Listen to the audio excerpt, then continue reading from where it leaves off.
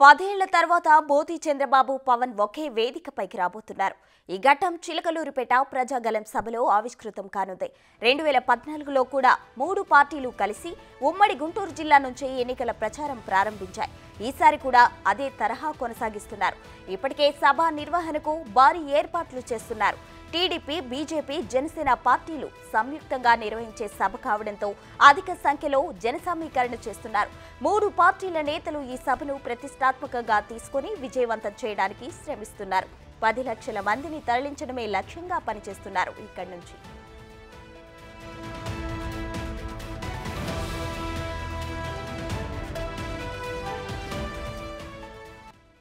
ఇక ఇదే అంశానికి సంబంధించి మరింత సమాచారం మా ప్రతినిధి సాయి శంకర్ అందిస్తారు. సాయి శంకర్, చెప్పండి, 10 ఏళ్ల తర్వాత మోదీ, చంద్రబాబు, పవన్ ఒకే వేదికపైకి రాబోతున్నట్లు తెలుస్తుంది. సభా ప్రాంగణంకి సంబంధించిన అప్డేట్స్ చెప్పండి. ప్రసూన 3 పార్టీలకు సంబంధించినటువంటి పొత్తులు ఖరారైన తర్వాత మొట్టమొదటిసారిగా చిలకలూరు పేట వేదికగా కూడా ఈరోజు భారీ బహిరంగ సభని ఇటు టీడీపీ, జనసేన, బీజేపీ పార్టీలు నిర్వహించనున్నాయి. ఈ సభకి 3 పార్టీలకు సంబంధించినటువంటి అధినేతలు కూడా రానున్నారు. ప్రధానంగా కూడా ఈ సభ ద్వారానే ఎన్నికలకు సంబంధించినటువంటి శంఖారావాన్ని కూడా 3 పార్టీలు పూరించేటటువంటి అవకాశం కనిపిస్తుంది. ఉమ్మడి కార్యాచరణకు సంబంధించి ఉమ్మడి మేనిఫెస్టోలో ప్రధానమైనటువంటి అంశాలను కూడా ఈరోజు ఈ సభా వేదిక ద్వారా ప్రజల్లోకి తీసుకువెళ్ళేటటువంటి అవకాశం ఉన్నట్లు కూడా తెలుస్తుంది. ఇప్పటికే సభకు సంబంధించినటువంటి ఏర్పాట్లు అయితే పూర్తి స్థాయిలో జరుగుతున్నటువంటి పరిస్థితి ఉంది. మొత్తం 200 ఎకరాల స్థలంలో కూడా ఈ సభా ప్రాంగణాన్ని కూడా ఏర్పాటు చేస్తున్నారు. ప్రధానంగా మెయిన్ ఈ సభకు సంబంధించి ప్రధాన వేదిక ఏదైతే ఉందో దానిపైన 30 మందికి పూర్తి స్థాయిలో భద్రత అన్ని రకాలుగా ఉండే విధంగా కూడా ఈ సభా ప్రాంగణంలో ఈ ప్రధాన వేదికను ఏర్పాటు చేస్తున్నటువంటి పరిస్థితి ఉంది. దీనిపైన ప్రధానమంత్రి నరేంద్ర మోడీతో పాటు చంద్రబాబు, పవన్ కళ్యాణ్తో పాటు 27 మంది, అంటే ఒక్కొక్క పార్టీ నుంచి 9 మందికి ఈ సభా వేదిక పైన ఆసీనులు అయ్యేటటువంటి అవకాశాలు కనిపిస్తున్నాయి. మొత్తం 30 మంది వరకు ఏర్పాట్లు చేస్తున్నాయి. మొత్తం ప్రధాన వేదిక మొత్తం మాత్రం ఎస్పీజీ భద్రతా వలయాల్లో ఉందనే విధంగా చెప్పుకోవచ్చు. వాళ్ళు నిన్న సాయంత్రం నుంచే ఈ ప్రధాన వేదికకు సంబంధించినటువంటి ప్రాంగణం మొత్తం కూడా వారి ఆధీనంలోకి తీసుకున్నారు. ప్రతి ఒక్కళ్ళం కూడా క్షుణ్ణంగా పరిశీలించిన తర్వాతే వాళ్ళని అయితే లోపల పంపిస్తున్నటువంటి పరిస్థితి ఉంది. ఎవరిని పడితే వాళ్ళని లోపలికి కూడా లేదు. ప్రత్యేకంగా ఏర్పాటు చేసినటువంటి ఎవరైతే కమిటీ మెంబర్స్ ఉన్నారో వారికి మాత్రమే ఈ సభా వేదిక ప్రధాన సభా వేదిక లోపలికి ఎంట్రన్స్ ఇస్తున్నటువంటి పరిస్థితి ఉంది. దాంతోపాటు ప్రధాన వేదికకి లెఫ్ట్ సైడ్లో ఒక చిన్న సభా వేదికను ఏర్పాటు చేయడం జరిగింది. దానిపైన సాంస్కృతిక కార్యక్రమాలకి సాయంత్రం అక్కడ ఏర్పాటు చేసేటటువంటి అవకాశం ఉంది. దానిపైన కళాకారులతో సాంస్కృతిక కార్యక్రమాలు ఏర్పాటు చేయడం. మొత్తం సభా ప్రాంగణాన్ని కూడా పరిశీలిస్తే 10 లక్షల మంది వస్తారనే విధంగా కూడా 3 పార్టీలు అంచనా వేస్తున్నటువంటి పరిస్థితి ఉంది. ఇప్పటికే ఈ పార్టీలకు సంబంధించి కార్యకర్తలకి అనేక ప్రత్యేక ఏర్పాట్లు కూడా చేయడం జరిగింది. సభా ప్రాంగణానికి చేరుకోవడానికి ఆర్టీసీతో కూడా పూర్తి స్థాయిలో మాట్లాడినట్టు కూడా వాళ్ళ పార్టీలకు సంబంధించిన నేతలు అయితే చెప్తున్నారు. ఎన్నికల షెడ్యూల్కి ముందు కొంత ఆర్టీసీ అధికారులు సహకరించకపోయినప్పటికీ షెడ్యూల్ విడుదల తర్వాత ఆర్టీసీ అధికారులు పూర్తి స్థాయిలో సహకరిస్తున్నారనే విధంగా కూడా ఇటు టీడీపీ, జనసేన పార్టీ, బీజేపీకి సంబంధించినటువంటి నేతలు అయితే చెప్తున్నటువంటి పరిస్థితి ఉంది. మొత్తంగా 3 పార్టీలకు సంబంధించినటువంటి అధినేతలు ఈరోజు హాజరవుతున్నటువంటి నేపథ్యంలో ప్రధానంగా మాత్రం ప్రధానమంత్రి నరేంద్ర మోడీ యొక్క ప్రసంగం ఆసక్తికరంగా ఉండేటటువంటి అవకాశాలు ఉన్నట్లు కూడా పార్టీ వర్గాలు చెప్తున్నటువంటి పరిస్థితి ఉంది. ఎందుకంటే 10 ఏళ్ల తర్వాత ముగ్గురు ఒకే వేదికపైకి రావడం రాష్ట్ర ప్రజలకు సంబంధించినటువంటి ఎన్నికల శంఖారావంలో ముందుకు వెళ్తున్నటువంటి పరిస్థితి ఉంది. కాబట్టి ప్రసంగం ఏ విధంగా ఉండబోతుందనే దానిపైన కూడా అందరూ ఆసక్తిగా ఎదురు చూస్తున్నారనే విధంగా కూడా చెప్తున్నారు. కంపల్సరిగా రాష్ట్రానికి సంబంధించినటువంటి అనేక అంశాలపైన దృష్టి పెట్టి మాట్లాడేటటువంటి అవకాశాలు ఉన్నట్లు కూడా చెప్తున్నటువంటి పరిస్థితి ఉంది.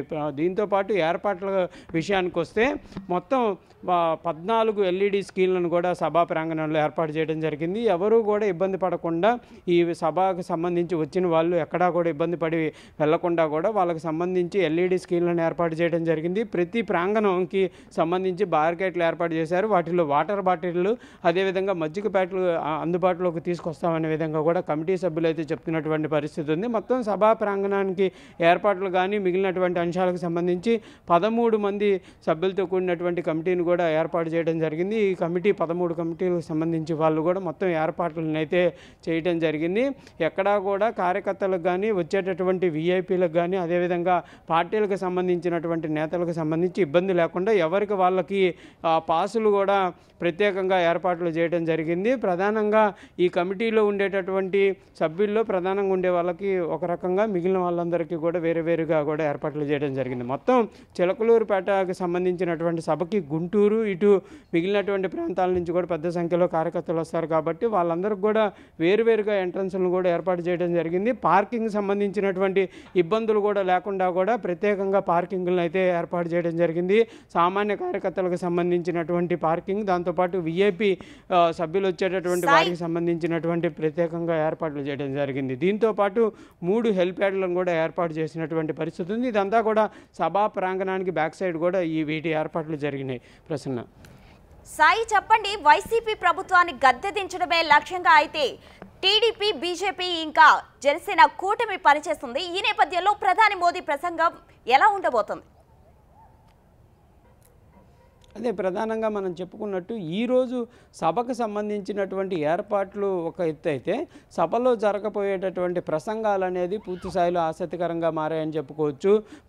ఇన్ని రోజులు ప్రభుత్వానికి సంబంధించినటువంటి అంశంలో జరిగినటువంటి మాటల యుద్ధం వేరు. ఈరోజు ఈ సభా వేదికగా 3 అధినేతలు మాట్లాడేటటువంటి ప్రసంగాలు ఏవైతే ఉన్నాయో ఇవన్నీ కూడా ప్రజల్లోకి గట్టిగా వెళ్ళేటటువంటి అవకాశాలు ఉంటాయి. కాబట్టి ప్రధానమంత్రి నరేంద్ర మోడీ ఏం మాట్లాడబోతున్నారు, రాష్ట్ర ప్రజలకు సంబంధించి 2014 ఎన్నికలప్పుడు ఒక విధమైనటువంటి ఆలోచనతో ఆయన మాట్లాడటం జరిగింది. 2019లో ఇటు టీడీపీని అదేవిధంగా జనసేన వైసీపీని కూడా వ్యతిరేకించి మాట్లాడడం జరిగింది. ప్రస్తుతం టీడీపీ, జనసేన, బీజేపీ అలయన్స్లో వెళ్తున్నారు కాబట్టి మరి ప్రభుత్వాన్ని ఏ విధంగా టార్గెట్ చేసేటటువంటి అవకాశాలు ఉన్నాయి, ప్రభుత్వం చెబుతున్నటువంటి అభివృద్ధికి సంబంధించినటువంటి అంశాలపైన ఏమేమి టార్గెట్ చేసి మాట్లాడతారు, పూర్తి స్థాయిలో ఏపీ ప్రజలకు సంబంధించినటువంటి అంశాలపైన వేటిపైన దృష్టి పెట్టేటటువంటి అవకాశం ఉంటుంది అనేది కూడా చూడాలి. ఎందుకంటే ప్రధానమంత్రి నరేంద్ర మోడీ ఎప్పుడు మాట్లాడినా కూడా ప్రజలు ఆసక్తికరంగా వినేటటువంటి అంశాలే ఉంటాయి. కాబట్టి కంపల్సరిగా ఈ సభా వేదికగా కూడా ప్రధానమంత్రి Narendra Modi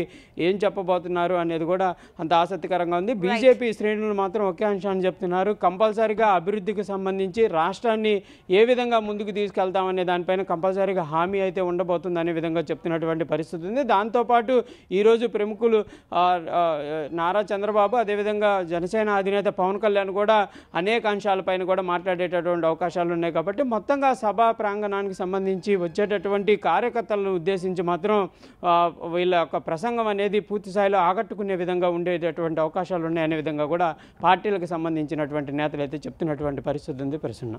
right Sai Shankar, thank you.